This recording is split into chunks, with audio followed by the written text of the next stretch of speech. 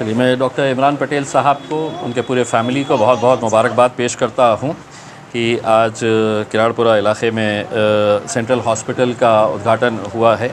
BAMS doctor है और उनके साथ डॉक्टर फ़रहीन सैफ़ी है जो MBBS TDD है, और इमरान पटेल साहब BAMS करके डिप्लोमा इन इमरजेंसी मेडिसिन किए हैं। मुझे बड़ी ख़ुशी होती है कि जब अपने बच्चे पढ़ लिख कर अपना ख़ुद का हॉस्पिटल इस्टेब्लिश करते हैं, मैं मेरी नेक ख्वाहिशात डॉक्टर साहब को और उनके पूरी फैमिली को देता हूँ। सर, सवाल कर सकते हैं? एक जी सर, आप 23 को जा रहे हैं, आपको बहुत मतलब नेक ख्वाहिशात।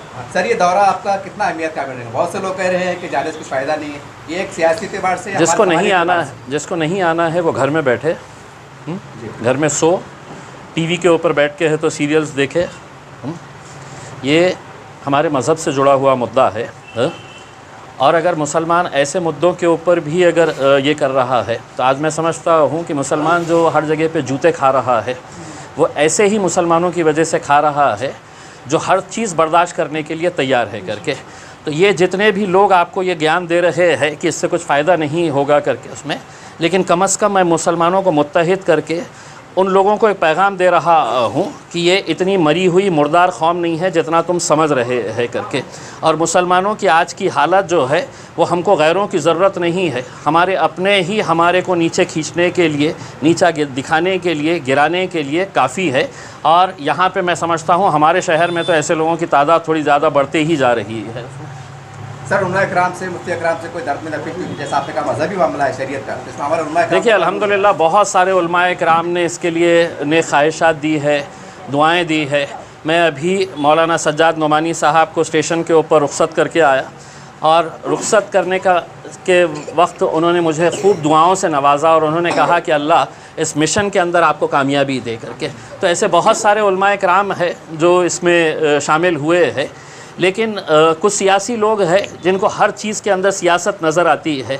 मेरा नबी आपका नबी अलग नहीं हो सकते है करके। जो हुजूर अकरम सल्लल्लाहु अलैहि वसल्लम जो है वो मेरे भी है और वो लोगों के भी है जो आज ये कह रहे हैं कि साहब आपको बाहर जाने की ज़रूरत नहीं है, तो उनको घर में बैठिएगा, मुबारकबाद, चाय वाय पीजिएगा, चुस्कियाँ लगाइएगा और सिर्फ़ एक दूसरे के ऊपर नुक्ताचीनी करिएगा। हम बाहैसियत मुसलमान वहाँ पर जा रहे हैं और कोई सियासी पार्टी का बैनर नहीं है वहाँ पर, किसी का नाम नहीं, किसी का झंडा नहीं। हम लोगों से ये अपील कर रहे हैं कम से कम इस मुद्दे के ऊपर तो मुसलमान हो जाओ, वरना आपकी हरकतें जो है वो मेरे हिसाब से गैरों से भी बदतर है। तो ऐसी हालात आपने पैदा कर दिए हैं सिर्फ अपने सियासी वजूद को ज़िंदा रखने के लिए। सर, एक आखिरी सवाल, आखिरी करते करते आप 20 ले लेते हैं। साहब, जब औरंगाबाद का नाम का मुद्दा चल रहा था तो हम लोग पूरे शहर ने देखा आपकी क़यादत में, आपके साथ सब पार्टी के लोग जुड़े हुए थे। क्या ये मामला तो उससे ज़्यादा सीरियस है? नबी का मामला था, चल दुनिया में छोटी, नाम आएगा चले जाएगा फिर आ जाएगा, लेकिन ये नबी का मामला है। तो क्या आपने लोगों को दावत दी, सियासी लोगों को, क्या आइए हम इस मामले में मैंने हर मेरी प्रेस कॉन्फ्रेंस के अंदर और हर बयान में मैंने ये कहा है कि ये किसी सियासी पार्टी के बैनर के तहत नहीं हो रहा है। तमाम सियासी पार्टियों को बाज़ाब्ता रिटर्न के अंदर हमने अपना दावतनामा दिया है और उनसे ये कहा है कि आप किस मिली तंजीम से ताल्लुक़ रखते हैं, किस जमात से ताल्लुक़ रखते हैं, किस पॉलिटिकल पार्टी से ताल्लुक़ रखते हैं, आप रहिए वहाँ पर, हमें कोई एतराज़ नहीं है।